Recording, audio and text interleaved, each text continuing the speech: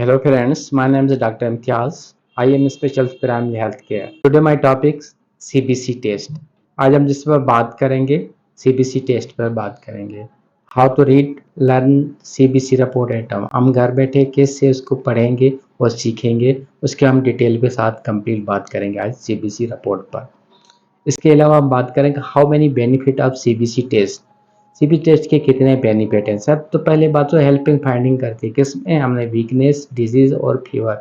जब हमें fever, disease इसके में हेल्प करती है फाइंडिंग में जो हमारे काज प्रॉब्लम. इसके लिए why important CBC test. CBC जो टेस्ट है क्यों इम्पोर्टेंट है.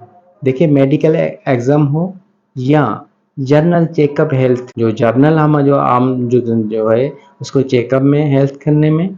इसके अलावा लुक ऑफ कंडीशन या मेडिकल प्रॉब्लम हो या डायग्नोसिस में, इस सब में हेल्प करता है सीबीसी टेस्ट, इसीलिए बहुत important. What is the time of the best time जो सीबीसी. देखिए इमरजेंसी में हम किसी वक्त भी ये सीबीसी टेस्ट कर सकते हैं, लेकिन मोस्ट एक्यूरेट रिजल्ट अगर चाहिए तो उसके लिए परफॉर्मेंस के लिए ब्लड की जो टेस्ट हो मॉर्निंग में इज बेस्ट. अभी बात करेंगे what is the CBC test. CBC test है क्या. देखिए कंप्लीट ब्लड काउंटिंग सीबीसी, जो हमें सीबीसी टेस्ट को बोला जाता है कंप्लीट ब्लड काउंटिंग. ये क्या टेस्ट हमें प्रोवाइड करती है. एक तो इन्फॉर्मेशन देती है किसके बारे में, सेल्स के बारे में. हमारी बॉडी, जो इंसान की जो बॉडी बनी हुई है किस चीज की बनी हुई है, सेल. जब कंप्लीट ब्लड शो करता है इसमें इंक्रीज हो या डिक्रीज सेल काउंटिंग होती है. जब इसके सेल में तब्दीलियाँ एक जैसी तिब्बी हालत की तरह इशारा करती हैं. जब इसमें कम हो या ज़्यादा हो वो इशारा करती है हमारे को, मज़ीद जांच का मुतालबा करती है, मतलब और मज़ीद हमें इसकी टेस्टिंग की ज़रूरत पड़ती है. इंडिकेट करती है हमारी सीबीसी रिपोर्ट, जिसमें कौन कौन सी जगह बीमारी आती हैं जो हमारे को इस एक टेस्ट से बेनिफिट पड़ते हैं, टेस्ट से इंडिकेट करते हैं. जिससे सबसे पहले जो आती है टेस्ट का नाम, उसमें जो हमारे को इंडिकेट करता है डिजीज़, जिसमें सबसे पहले एनीमिक आती है. एनीमिक का मतलब ब्लड की कमी. उसके बाद आता है ऑटोइम्यून डिसऑर्डर, जिससे कैंसर की वजह से जो डिसऑर्डर होते हैं उन्हों की हमें तशख़ीस का पता चलता है. इसके अलावा बोन मैरो डिसऑर्डर, जब बोन मैरो डिसऑर्डर होता है जिससे हमारे सेल की जो डेवलपमेंट, जो एबनॉर्मलिटी होती है मोर इसके बोन डिसऑर्डर की वजह से भी होती है. इसके अलावा डिहाइड्रेशन, मतलब डिहाइड्रेशन का मतलब होता है पानी की कमी. इसके बारे में हमें मालूम पता है इन्फेक्शन हो या इन्फ्लेमेशन सोजस हो, उसकी तशख़ीस का हमें पता चलता है. इसके अलावा थैलेसीमिया डिजीज़ जो अक्सर बच्चों में होती है, और इसमें न्यूट्रिशन, स्पेशल न्यूट्रिशन डिफिशिएंसी जो होती है, जिसमें आयरन का हो या B12 का हो, ये दोनों चीज़ें, और इसमें फोलेट आ जाता है. इसमें ज़्यादा हमारे को इस सीबीसी प्रोफाइल में क्या क्या चीज़ें आती हैं. नंबर प्रोफाइल पे आते हैं, हम हेमोग्लोबिन की बात करते हैं. इसका नॉर्मल जो हेमोग्लोबिन का वैल्यू कितना होता है, 12 से 16 तक होता है. देखिए हेमोग्लोबिन, जब हेमोग्लोबिन का नॉर्मल से लेवल कम हो जाए तो उसमें क्या क्या प्रॉब्लम आ सकते हैं.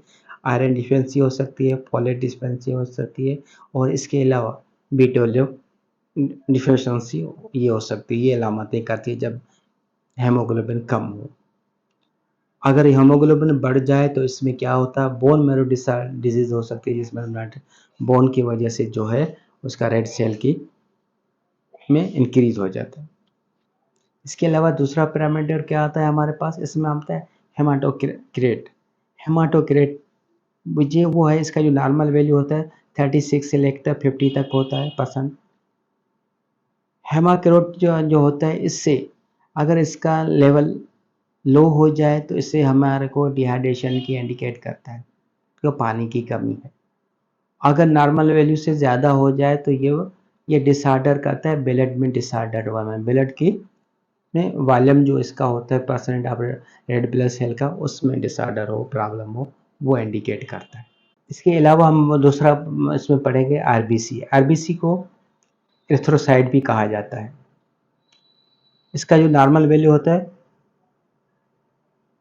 4.3 से लेकर 5.9 तक होता है. और इससे अगर आरबीसी अगर लो हो जाए, इससे क्या होता है, क्या शो करता है, एनीमिया हो जाता है, लिकोमिया हो जाता है, और टाइप कैंसर या मेल न्यूट्रिशन की कंडीशन होती है, जिसमें ये अगर लो हो जाए तो. अगर इसका हाई हो जाए, क्वांटिटी हाई हो जाए ब्लड में, तो क्या हो सकता है, इसमें डिहाइड्रेशन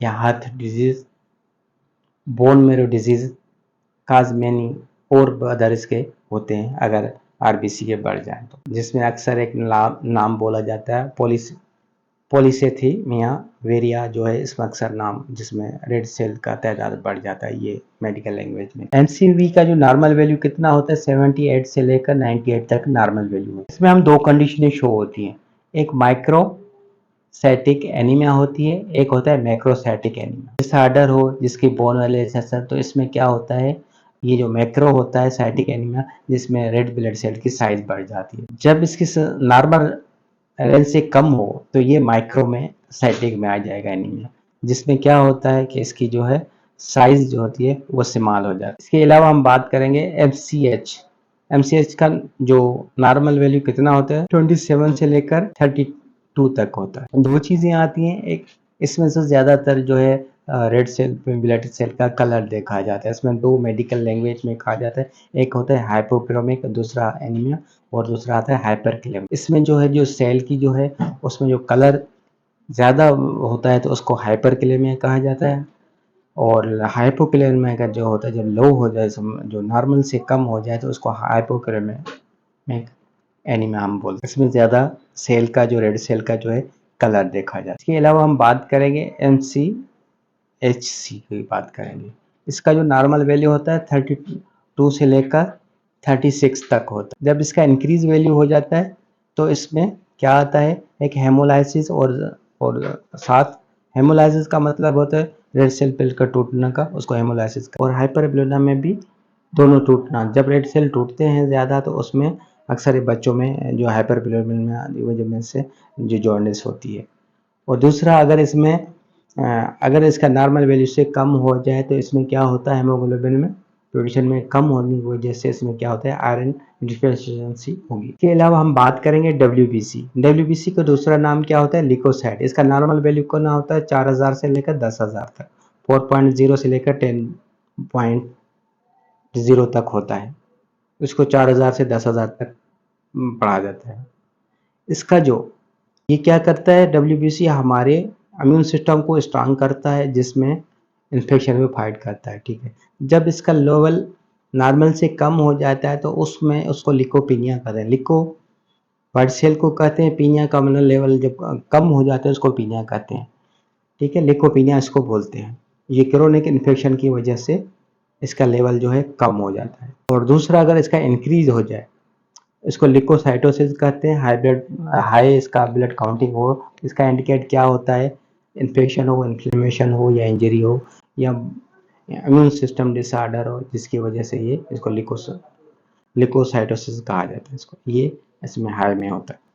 जहाँ लिखा हो लिकोसाइटोसिस उसका मतलब हाई व्हाइट ब्लड सेल होगा, लिकोपेनिया का मतलब होता है इसमें लो होता है। इसके बाद बात करेंगे न्यूट्रोफिल्स का नॉर्मल वैल्यू कितना होता है 40 से लेकर 75 तक नॉर्मल वैल्यू होता है। जब इसका न्यूट्रोफिल का वैल्यू कम हो जाए उसको हम न्यूट्रोपिनिया कहा जाता है। कंडीशन नॉर्मल से कम हो जाए उसको हम न्यूट्रोपिनिया कहते हैं, और जब इसका नॉर्मल वैल्यू से ज़्यादा हो जाए तो उसको नेट्रोफिलिया कहा जाता है। नेट्रोफिलिया तब होता है जब इन्फेक्शन हो, इन्फ्लेमेशन हो, सीवियर बोन डिसऑर्डर हो, उसमें नेट्रोफिलिया आ जाता है। अब लिम्फोसाइट देखिए, लिम्फोसाइट जो होता है उसका नॉर्मल वैल्यू 20 से 45 तक होता है। जब लिम्फोसाइट हाई हो जाते हैं, किसकी रीजन से होते हैं, क्रोनिक इन्फेक्शन हो या ब्लड कैंसर हो, उसमें हाई हो जाता है। तो लो वाली की कंडीशन क्यों क्या बोलते हैं, लिम्फोसाइटोपीनिया।